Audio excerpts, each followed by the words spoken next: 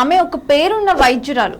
మొదట డాక్టర్గా కెరీర్ మొదలుపెట్టిన ప్రజలకు మరింత ఎక్కువగా సేవ చేయాలనే లక్ష్యంతో సివిల్స్ వైపు అడుగులు వేశారు. ఆమె రేణు రాజ్.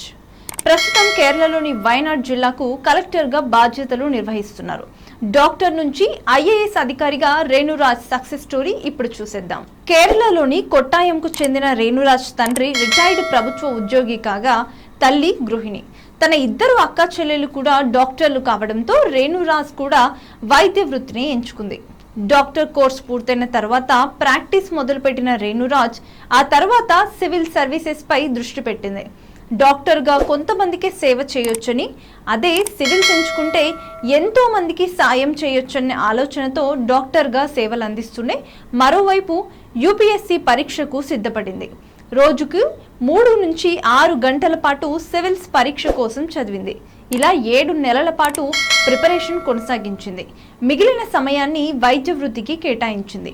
ఇలా యూపీఎస్సీ సివిల్స్ ప్రిలిమ్స్ క్లియర్ చేసింది. తర్వాత సివిల్స్ మెయిన్ పరీక్షకు సిద్ధమయ్యే సమయంలో చదువుపైనే పూర్తిగా శ్రద్ధ పెట్టాలని భావించి కొద్ది రోజుల పాటు వైద్య వృత్తిని వదిలేసింది. సివిల్స్ పరీక్షలకు పూర్తి స్థాయిలో సిద్ధమైంది. ఐఏఎస్ అధికారి కావాలనే ఆశయంతో చాలా కష్టపడింది.